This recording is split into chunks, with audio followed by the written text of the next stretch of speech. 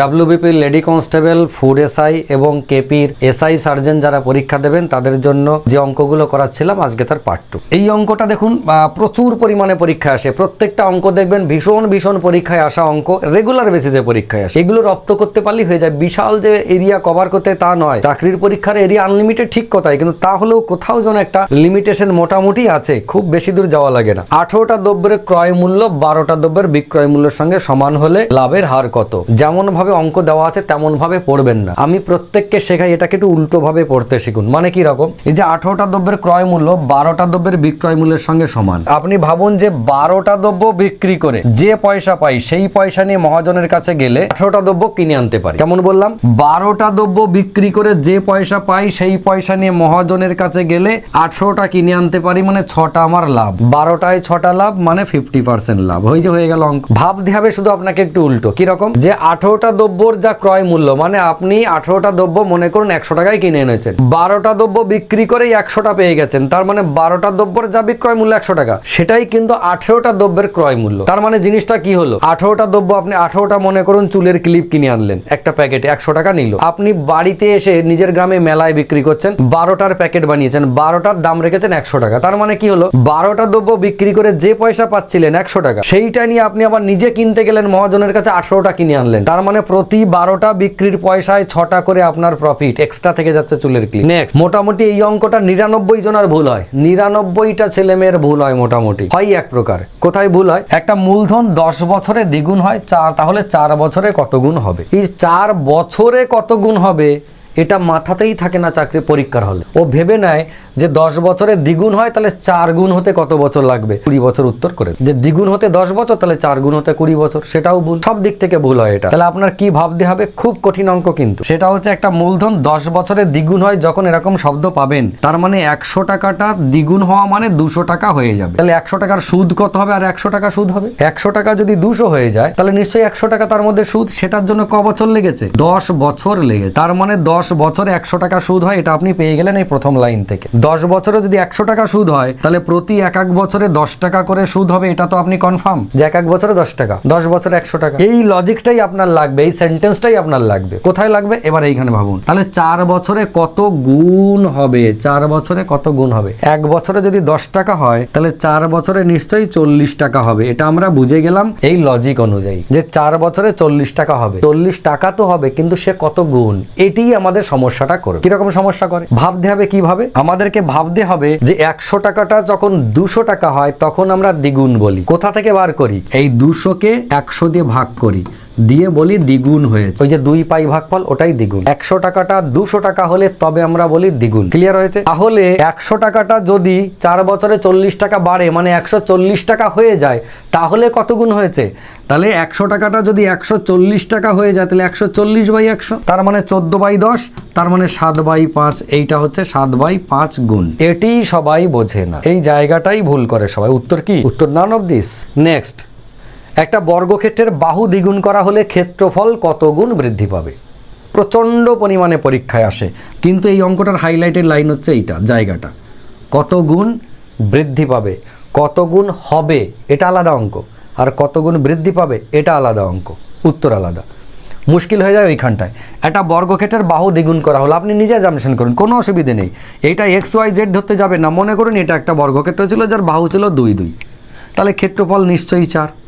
আবার কি হয়েছে? বাহুটাকে দ্বিগুণ করা হয়েছে, তার মানে আমি 4 নিয়েছি বাহু এবার, মানে 4, 4, তাহলে ক্ষেত্রফল কত? 4, 4, 16। কি পরিবর্তন হয়েছে? আগের ক্ষেত্রফল 4 ছিল, এখন 16 হয়েছে। ক গুণ হয়েছে? 4 গুণ। দেখুন এটা 4 গুণ হয়েছে, এটা মাথায় রাখতে হবে। 4 গুণ হয়েছে, কিন্তু আমার কোশ্চেন কি ছিল? কত গুণ বৃদ্ধি পাবে? তাহলে কত গুণ হবে যদি বলতো তাহলে উত্তর করতাম কোনটা? 4 গুণ। কিন্তু যেহেতু বলেছে কত গুণ বৃদ্ধি পাবে, আমার এটা কিন্তু ক্রস। মনের ভুলে এটা ভাবা যাবে না। তাহলে কি ভাবতে হবে? বৃদ্ধি পাবে কতটা? বৃদ্ধি পাবে কিন্তু এই দেখুন 4 ছিল 16 হয়েছে, মানে কত বেড়েছে? 12 বেড়েছে। তা 4-এ 12 যদি বৃদ্ধি পায়, তার মানে 3 গুণ কি হয়েছে? 3 গুণ বৃদ্ধি পেয়েছে। এটা আপনাকে মাথায় রাখতে হবে দুটি জিনিস। হাতের লেখাটা ডাক্তারবাবুর মতো, আগের জন্মে আমি MBBS পাস করেছিলাম, মতো হাতের লেখা এরকম হয়ে যাচ্ছে, কিছু মনে করবেন না, ঠিক আছে? তাহলে আমাদের কি দাঁড়ালো যে একটা বর্গক্ষেত্রের বাহু যদি দ্বিগুণ করি তাহলে ক্ষেত্রফল কত গুণ হয়? ক্ষেত্রফল 4 গুণ হয়, কিন্তু ক্ষেত্রফল কত গুণ বৃদ্ধি পায়? সেটা হচ্ছে 3 গুণ বৃদ্ধি পায়। এটা মাথায় রাখবেন। নেক্সট, একটা সামান্তরিকের দুটি কর্ণ যে 4টি কোণ উৎপন্ন করে, খেয়াল করবেন, সামান্তরিকের দুটি কর্ণ যখন বলবে এবং সে যখন 4টি কোণ উৎপন্ন করবে, তাহলে সামান্তরিক মনে করুন এইটা আমাদের সামান্তরিক, তার দুটি কর্ণ মানে, তার দুটি কর্ণ মানে দুটি কান। এই যে সামান্তরিকের দুটি কর্ণ যদি 4টি কোণ উৎপন্ন করে, তাহলে সেটা কোনটা? 1টা, 2টো, 3টে, 4টে, এই 4। কিন্তু সামান্তরিকের কর্ণ যখন 8টা কোণ উৎপন্ন করে, তখন কিন্তু এইগুলো নিতে হবে, এইগুলো সব সাইডেরগুলো। এটা কিন্তু 8টা কোণ, কিন্তু 4টে কোণ বললে এই জায়গাটা। ওই জন্য আমি হাইলাইট করেছি দুটি কর্ণ, সামান্তরিকে তো কর্ণ দুটিই হয়, 4টি কোণ উৎপন্ন করে তখন মাঝখানটা। সেই 4টি কোণ উৎপন্ন করে, তার 3টি কোণের সমষ্টি 300 ডিগ্রি হলে কোণগুলো কি কি হবে? 3টে কোণের সমষ্টি মানে আপনি যে কোনো 3টে কোণ নিন, এইটা নেবেন, এইটা নেবেন, যে কোনো 3টে নিন, 3টের হচ্ছে সমষ্টি 300 ডিগ্রি। কিন্তু আমরা কি জানি, একটা সামান্তরিকের এই 4টে কোণ, এই 4টে কোণ মানে কত? 4টে কোণ মানে 360 ডিগ্রি। তাহলে তার থেকে 300 ডিগ্রি যদি আমরা বাদ দিই, তাহলে থাকে কত? 300 ডিগ্রি বাদ দিলে একটা কোণ থাকে 60 ডিগ্রি, মানে চতুর্থ কোণটা 60 ডিগ্রি। এবার যেই আমরা একটা কোণ 60 ডিগ্রি পেয়ে গেলাম, আপনার দেখে কি মনে হচ্ছে এই সামান্তরিকের কোন কোণটা 60 ডিগ্রি হতে পারে? এই ওপর নিচে নাকি এই দুটো? কিন্তু এটা তো ঠিক, বাঁ দিক আর ডান দিকে একই হবে, এইটা আর এইটা একই হবে। তাহলে 60 ডিগ্রি দেখে আমার তো ছোট, এই দিকটা ছোট মনে হচ্ছে, তাহলে আমি এটা লিখলাম 60, সিমিলারলি এটাও হয়ে গেল 60। তাহলে 60 যদি আমার 120 চলে যায়, তাহলে বাকি আর কত থাকলো? বাকি থাকলো 240। সেই 240 কোথায় যাবে?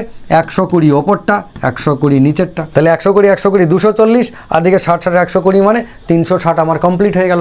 এইবার আমি সিরিজটা খুঁজবো, যে এই সিরিজটা কোথায় আছে। সিরিজ আপনি কোনখান থেকে পেতে পারেন? 120 60 120 60 এরকম বলতে হবে, তা না হলে 60 120 60 120। আপনি দুটো 60 দুটো 120 বলতে পারবেন না। এরকম দেখুন থাকতে পারে 60 120 70 110, এ তো বাদ। ফের আবার 100 100 100, আবার 60 360 সবাই মিলে এটাও বাদ। 50 130 50 130 এটাও বাদ, তাই না? তাহলে উত্তর কোনটা? 60 120 60 120। কোথাও আপনি এমনও অপশানে পেতে পারেন 60 60 120 120। মনের ভুলেও সেটা কিন্তু করবেন না, কারণ এর একটা সিরিজ আছে, এর একটা ক্লকওয়াইজ বা অ্যান্টি ক্লকওয়াইজ আপনাকে সাজাতে হবে। তার জন্য কি হবে? 60 120 60 120। যদি 120 দিয়ে শুরু করেন একরকম, 60 দিয়ে শুরু করলে আর একরকম। যেটা আপনি অপশানে পাবেন সেটাই হবে আপনার উত্তর। নেক্সট, একটা ঘনকের সমগ্র তলের ক্ষেত্রফল হচ্ছে 96 বর্গ সেন্টিমিটার, তাহলে তার আয়তন কত হবে? খুব ইন্টারেস্টিং কোশ্চেন। প্রথমেই ভেবে নিই, একটা ঘনক আমাদের আগে আঁকতে হবে। ঘনক মানে কি? ঘনক মানে হচ্ছে একটা লুডোর গুটি। বর্গক্ষেত্র থেকে যখন 3D তৈরি করি আমরা, একটা বর্গক্ষেত্র তো 2D, তাকে যখন 3D করব তখন সে ঘনক হবে। বা একটা আয়তক্ষেত্রকে যখন 3D বানাবো, সে আয়ত ঘন বা সমকোণী চৌপল হবে। যেমন ইট হচ্ছে আয়ত ঘন বা সমকোণী চৌপল। আর এই যে লুডোর গুটিটা আমাদের ভালো নজরে আসে, কেননা খেলেছি তো অনেক, তো এইটা আমরা ঘনক হিসেবে চিহ্নিত করলে সহজে বুঝতে পারি। এই যে ঘনক, এই ঘনকটার কিন্তু সবকটা সমান, মানে এটা একটা বর্গক্ষেত্র সেম একই রকমভাবে এই সাইডে প্রত্যেকটা তল কিন্তু একই, প্রত্যেকটা তল। মানে একটা ঘনকের বা লুডোর গুটির 6টা তল আছে, বুঝবো কি করে? ওই যে পুর থেকে ছক্কা পর্যন্ত 6টা তল, এটাও বোঝার একটা রাস্তা। তাহলে 6টা তল রয়েছে, এবার প্রত্যেকটা তল তো একই সাইজ। তাহলে ঘনকের সমগ্র তলের ক্ষেত্রফলের ফর্মুলা কি হয়? প্রথম কথা, যে কোনো একটা তল, যদি আমরা একটা তলের একটা বাহুকে এ বলি, তাহলে সেই ক্ষেত্রফল কত? এ স্কোয়ার, কারণ বাহু ইন্টু বাহু, এ ইন্টু এ স্কোয়ার হয়ে গেল। এরকম তল কটা আছে? এরকম তল 6টা আছে, সেই জন্য 6 বার এ স্কোয়ার যোগ করতে পারি, অথবা 6 এ স্কোয়ার লিখতে পারি। ওই জন্য ঘনকের সমগ্র তলের ক্ষেত্রফলের ফর্মুলা কে? 6 এ স্কোয়ার। আমার হিসেবে, ওদের হিসেবে কত? এটাই হচ্ছে 96।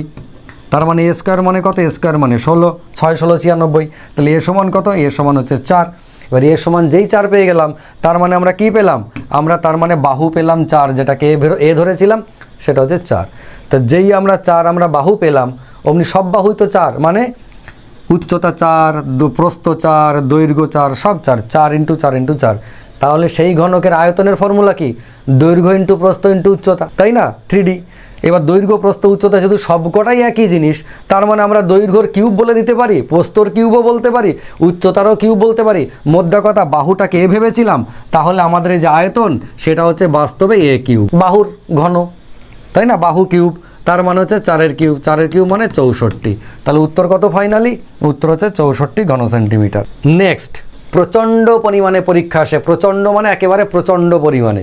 যারা কয়েকবার পরীক্ষা দিয়েছেন তারা জানেন অঙ্কটা দেখে, যে কটা অঙ্ক আজকের চ্যাপ্টারটায় ছিল আমাদের সেটটায়, সব কটা অঙ্কই ভীষণ ভালো। একটা মিশ্রণে দুধ ও জলের অনুপাত 3:2, ওই মিশ্রণে 4 লিটার জল মিশ্রিত করা যায়, তবে দুধ ও জলের অনুপাত সমান সমান হয়। একটা মিশ্রণ কত লিটারের মিশ্রণ আমরা জানি না, কিন্তু মিল্ক আর কি আছে, একটা মিশ্রণে দুধ আর জল, তার মানে মিল্ক আর আমরা ওয়াটার লিখলাম কি অনুপাতে 3:2, এই যে অনুপাত ছিল 3:2। এবার ওই মিশ্রণে 4 লিটার জল মেশানো হয়েছে। 4 লিটার জল মানে কোথায়, এই যে 4 লিটার জল মানে এইখানে মেশানো হয়েছে, নতুন করে 4 লিটার জল মেশানো হয়েছে। দিয়ে কি হয়ে গেছে, 4 লিটার যদি জল মিশিয়েছি তাহলে দুধ আর জলের অনুপাত সমান সমান হয়ে গেছে। দুধ আর জলের অনুপাত সমান সমান হয়ে গেছে মানে 1:1 হয়ে গেছে। তাহলে আমাকে ভাবতে হবে যে এই যে 4 লিটার আমি জল মেশালাম তারপরে কিন্তু আমার সমান সমান হলো, তাহলে জল শুরুতে সমান ছিল না, তাহলে আগে ছিল কোথায়, কেমনভাবে ছিল, সেটা আমরা অপশন টেস্ট করলে সব থেকে কম সময় করতে পারবো। যদি আমরা XYZ ধরি তাহলে তো কোনো কথা নেই, একটু বড় হবে, কিন্তু সেটা না করে আমরা কি করব, এই ধরনের অঙ্কতে অপশন টেস্ট করব। মানে কি রকম, শুরুতে কেমন ছিল, এই যে তবে দুধ আর জলের পরিমাণ কত, আগে কত ছিল, মেশানোর পরে সমান সমান হয়েছে, তাহলে নিশ্চয়ই দুধ আর জল এই 3:2 অনুপাতে। আমরা দেখব যে এদের মধ্যে কে আছে 3:2 অনুপাতে, জল মেশানোর পরে আমার অনুপাতটা সমান হবে। এবার ভাবুন, যদি আমরা এর সাথে 4 লিটার জল মেশাই তাহলে 6 আর 4 10 হবে, দুধ তো 12 লিটার, ম্যাচ করলো না, মানে বাদ চলে গেল।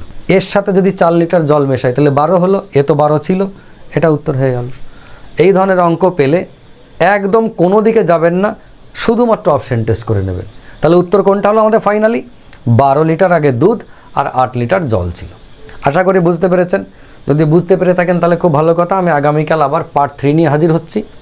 যারা এই মুহূর্তে WBP লেডি কনস্টেবল বা কলকাতা পুলিশের সার্জেন SI পরীক্ষা দেবেন, বা আমাদের খুব তাড়াতাড়ি হবে আশা করছি ফুড SI এর পরীক্ষা, এই পরীক্ষাগুলো যারা দেবেন লাগাতার ভিডিও দেখতে থাকুন এবং রীতিমতো বাড়িতে প্র্যাকটিস করতে থাকুন। অঙ্কগুলো যেভাবে বলছি আপনারা পারলে একটু ডিজিট চেঞ্জ করে করে দিয়ে নিজের অঙ্কগুলোকে রপ্ত করতে থাকুন। ফিরছি নতুন ভিডিও নিয়ে, ততক্ষণ আপনারা ভালো থাকুন, সুস্থ থাকুন, সুন্দর থাকুন এবং দেখতে থাকুন আপনাদের নিজের চ্যানেল, প্রিয় চ্যানেল 22 বর্ধমান। নমস্কার।